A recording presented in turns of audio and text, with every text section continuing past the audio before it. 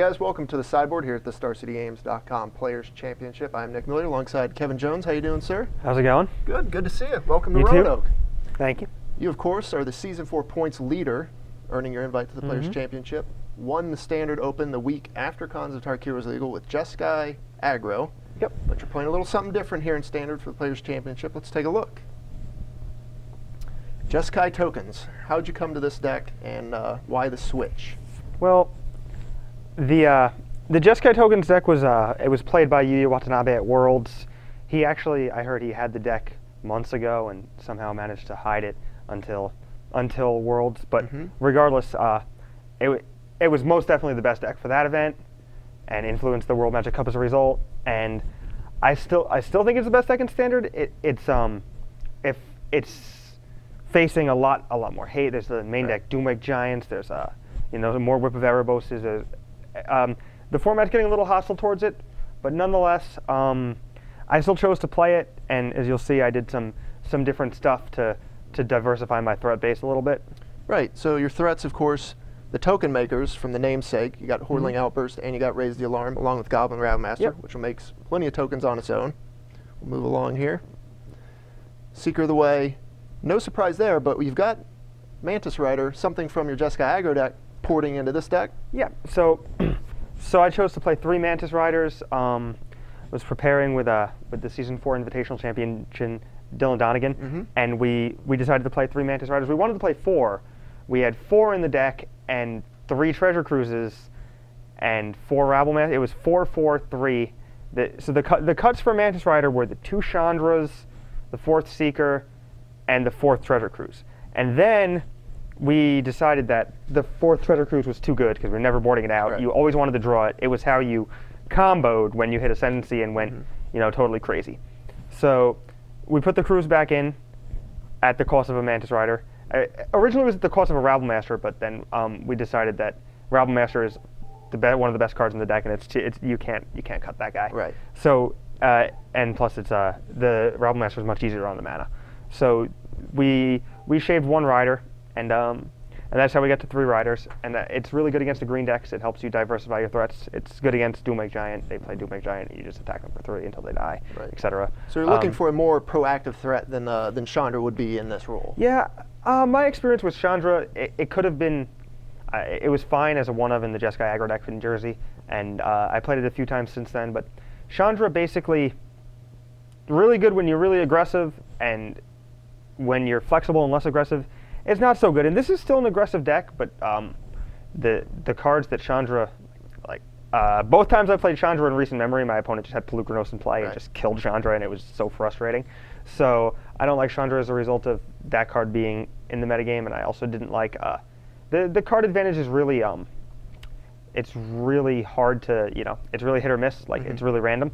So I decided that I would go with Mantis Rider to be better against the green decks, and also good against Abzan, also good against pretty much anything, because they're not really keeping Crackling Doom in. Mardu's not keeping Crackling Doom in against you because of all the tokens, so the Mantis Rider is still good there, and a little weird against Anger, but this allows you to beat an Anger by pumping. Jeskai Ascendancy on its own will help you beat many of the sweepers in the format, whether it be Bile Blight, Drown in Sorrow, Anger the Gods. 1 or 2 interactions from that, all your guys big enough to survive. For sure.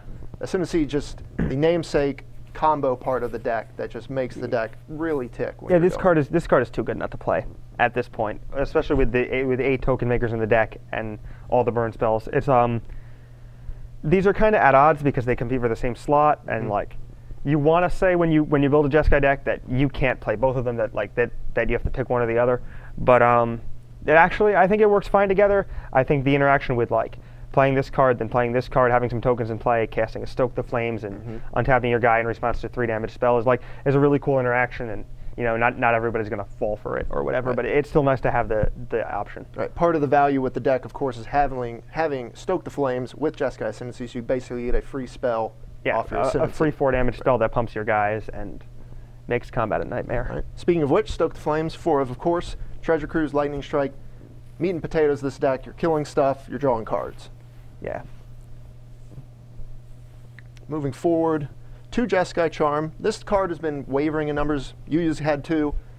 Still stuck with 2 here? Yeah, it's one of the cards I sideboard out a lot, but I'm noticing that I've been watching, because I did play a ton with Jeskai aggro, and I did well in Jersey and did pretty well in Richmond with 2 different weirder Jeskai aggro deck in Richmond, but actually I was always able to sideboard into the control deck. That was always my plan, and we're not really doing that anymore. We're sideboarding in counter spells, but we're still staying as an aggressive deck, and because of that, I think I should be siding this card out less than I do. And I'm going to stay with 2, and I think keeping them at 2 post-board also is really important to the success of this deck. Right, the +1/+1 lifelink mode, very important in the aggro matchups where you can just, along with an ascendancy, your guys get so big, so much lifelink at once, hard to pass up on this card. I found myself with a handful of cards, and then behind on the board by 1 threat, and like they might have like a Doomwake that I can beat, and a Pelucranos that I can't, or whatever, one guy that I can beat and one guy that is just setting me back a little bit. And this is like, it allows you to end a turn, it makes combat a nightmare with Ascendancy, but it also allows you to put the guy on top and then, untap and do 2 things because you have 5 or 6 mana now. So it's good as like a reset button if you need it, and you do a lot of the time post board. So yeah, so that's why it stays at 2, and it's important. Worst case scenario, just 4 damage. Yeah, it kills a Planeswalker. Mana base, pretty similar to what Yu was working with. Temples, Mystic Monastery, Shivan Reeves, Battlefield Forge. Why'd you choose this deck, in the metagame with, we saw Dylan win in the Invitational with this deck, despite a lot of hate with the Doomwake Giants, so it's obviously very resilient. Well, I thought briefly, when thinking about what I was going to play for the tournament, I thought briefly about playing like a control deck and playing like a bunch of sweepers and stuff, and I decided that Dylan seemed pretty confident in the deck, and he said that that he still liked it, and I said, I'm going to play Jeskai for this. So it's the most important tournament of the year, and it's the deck I've been doing well with all season. So I'm definitely going to play Jeskai, and this is the best Jeskai deck at the moment. You can't play Jeskai without Ascendancy.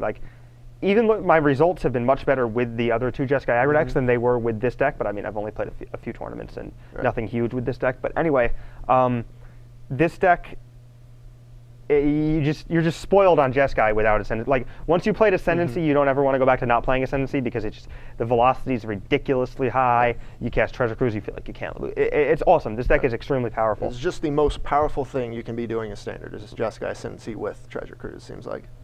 I think so. Someone would argue Whip of Erebos, Doomwake Giant, or that type of thing, or Whip of Erebos, Hornet Queen is more objectively powerful. But this is definitely the role I like to take as a player, for sure. Let's skip through the basic lands here, and we're going to move on to the sideboard. The sideboard. Defiant Strike, Disdainful Stroke. Defiant Strike, that's deep. That's in the combo version of it. We're not running it here. This is for all of the things you're worried about in terms of Siege Rhino, Whip of Erebos, 4 copies, just absolute. Yeah, there's the maximum copies of Stroke. It's the best card against all the green decks. It's good against control decks if anybody decides to bring that. As you can see, there's also erases here. And if we'll go farther on the slide, we're going to see 2 Hushwing Gryphs. But it's important to see the Gryphs because the Gryphs actually make it so you kind of have more than 4. The Gryphs and the erases make it so you have between 4 and 8 strokes. You're allowed to let one of their big haymakers resolve because you have an answer to it. So it makes the strokes really good in the fact that you shave some of the creatures post board against some of the green decks too.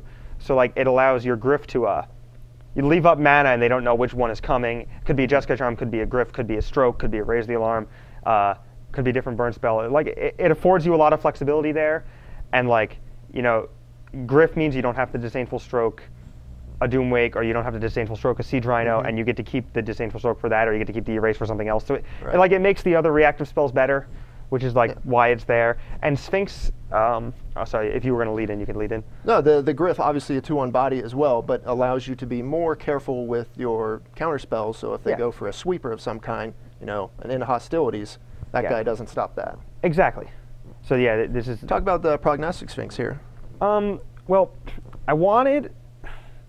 I was thinking about playing Wingmate Rock, but so Dylan suggested Sphinx because The Yuya's Pro Tour Cons of Tarkir deck had Sphinx in the sideboard. It was just Jeskai aggro.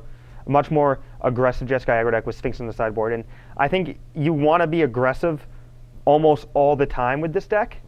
And like the decks you're not aggressive against are like mono red or that type of thing. And if you're not aggressive there, you're just winning because your Hordeling Outburst is worth more than one of their cards, et cetera, et cetera, et cetera. So that's not really the point. But against the decks that have a lot of removal, that are going to try to overload your threats with like Doomwag Giant, with Drown in Sorrow, with even Anger the Gods, those type of things, the decks that are going to play those cards are they're going to take out their Hero's Impulse or Crackling Doom. They're going to take out they're not going to play End Hostility. It's too slow, and they know their stroke's coming. So this type of thing is going to be really effective. You can leave a land in hand, and then you can scry and hit your Treasure Cruise right away, and then go deeper and make your late game more effective. But this is also really good in the mirror because they can't kill it, and they probably don't board in stroke or not a high number of strokes. It's good with Ascendancy because you can protect it from removal and then play a spell, untap Sphinx and eat a guy. Yep. Well, we've got the Sphinx. You got 2 more negates for counterspell action. There's 1 negate. Or one more negate, and then of course 2 more 1-ofs: Glare of Heresy and Reprisal. Yeah. There's a negate. Just sometimes it's a 5th stroke. Sometimes it counters Anger or Drown. It's basically there. It's like a stroke that can sometimes counter a removal spell, and like these are like. Sometimes this is just a stroke. Sometimes this just hits Rhino to keep your stroke alive. Sometimes this just hits Sorin to keep your stroke alive. That type of thing. Like these are basically just flexible removal spells. Like I wanted this one because I was having nightmares about Pelukrinos over and over and over instead of 2 glares. Whereas like I think that like the erases help you with the Ascendancy, and you can just board it in the race against the mirror. It's okay. Like it's not great, but I'd rather have the Reprisal than the 2nd glare. All right, well, the deck is sweet. We know you know your way around a Jeskai deck or two, so hopefully it performs well for you this weekend. Kevin Jones, thanks for joining me here on the sideboard. Thank you, for your standard sir. deck. No problem. It was a pleasure.